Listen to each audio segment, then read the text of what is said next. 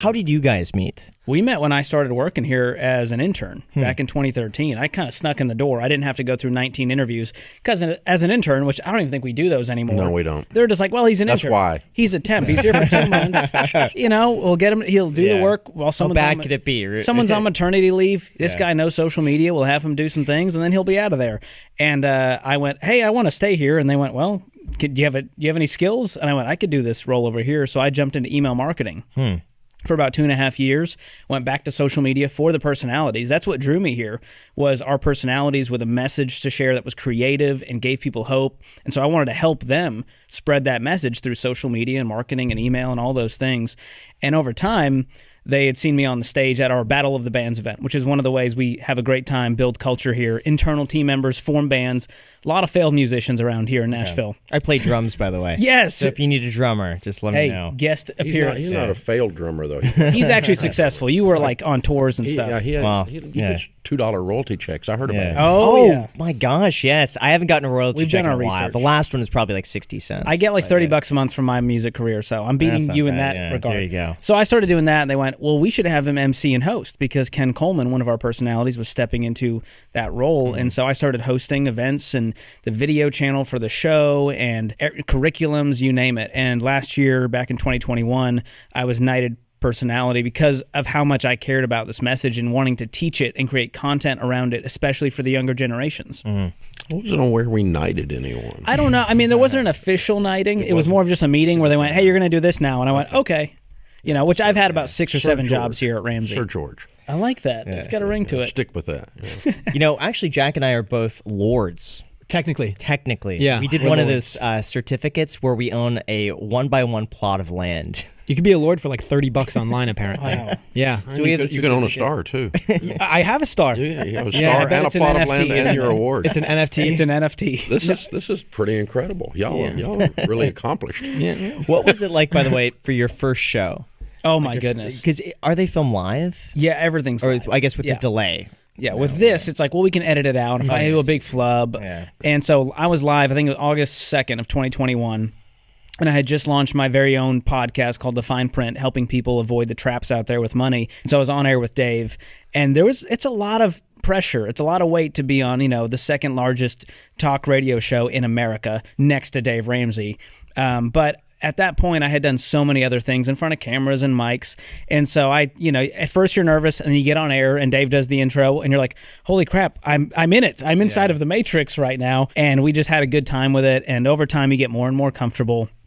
There's not as much nerves anymore, but your body keeps the score. Your body knows you are live on air in front of millions of people. Don't screw up. Don't say the wrong thing. And by the way, this is then on YouTube for the rest of time. Yeah. So my kids will go back, 20 years from now and watch old clips of me saying stupid stuff. But, Dave led the way. He doing that. So saying stupid stuff? Yeah, exactly. What qualities did you see in George that made you feel comfortable putting him next to you? In all of our personalities, we're looking for obviously a strong intellect, because a lot of the stuff we do is quick react, and you do not have time to think about the next day what you wish you had said.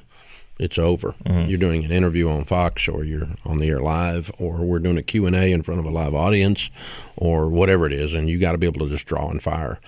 So we're looking for that, but we're also looking for that it factor on the stage, or in front of a microphone, in front of a camera. And different people have different places that are a strength. I've already said my strength is not on camera.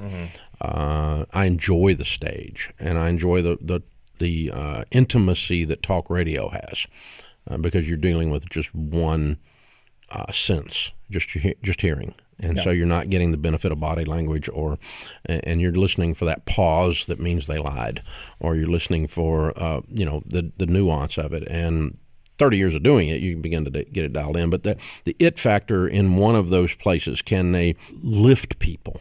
So in our situation, we have to be able to put out high quality information, but doing it in a way with story and with humor that is aspirational, that's lifting.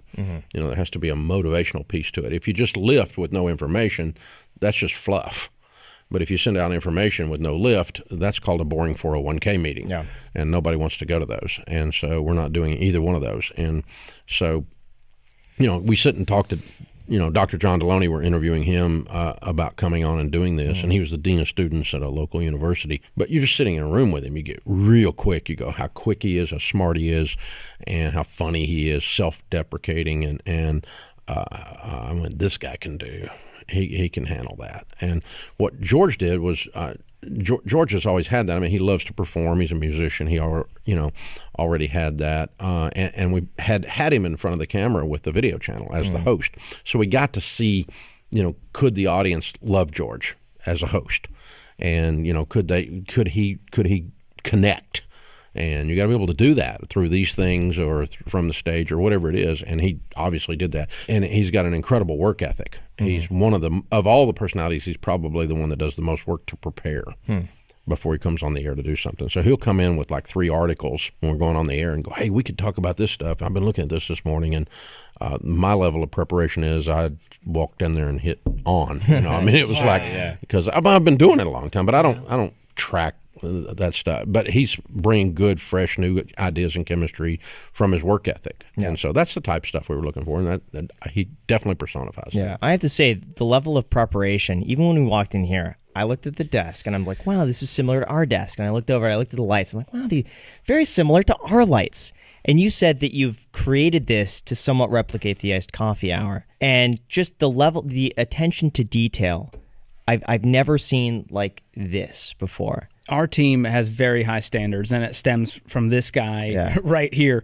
We call it the suck bar around here, and the suck bar is down here for most of America, most companies, and everything we do is to the highest standard. When we say we do our work as unto the Lord, that means we are putting our 110% effort in. We have a core value of excellence in the ordinary, which means the smallest things. Before we went live, we are delinting a shirt. I know. Because we don't want anything to distract from what we're trying to do. Delinting is a word. It's a new word for Dave.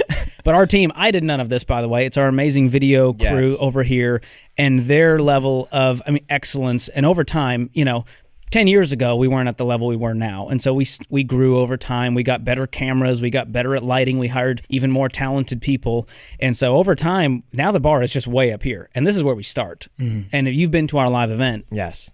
And so, our production values, the things that we put out there, we want to be the best out there. And especially in the faith space, there's a lot of just like bad, SNL skit level stuff out there. And we wanted to stand out from that crowd and do our work as unto the Lord. And so that's what we've been doing now for over many, many years. If you've ever been denied a car loan, credit card, or even an apartment because of what's on your credit report, you are not alone. Most people don't even know what's hurting their credit score, let alone how to fix it. That is exactly where our sponsor Dispute Beast comes in. It's an AI-powered platform that helps you find and remove outdated or inaccurate items from your credit report fast. We're talking things like late payments, old accounts and collections, or even accounts that don't belong to you. Not to mention, how it works is super easy. You connect your credit report, and Dispute Beast scans it for negative marks that could be dragging down your score. Then it generates custom dispute letters, tailored for your situation, no templates and no guesswork. You could choose to just download the data and send it to the agencies yourself, or you can use their built-in mail service where they will literally handle everything for you. It's honestly just really clean and simple to use, and it's built by experts. So if you're ready to take back control of your credit, go to disputebeast.com/ICH today. There's also a link down below in the description, disputebeast.com/ICH. Guys, they will literally handle everything for you. If you're dissatisfied with your credit, they will do all of the research, let you know what's going wrong, and they will fight for you. disputebeast.com/ICH. Thank you so much to Dispute Beast for sponsoring this clip.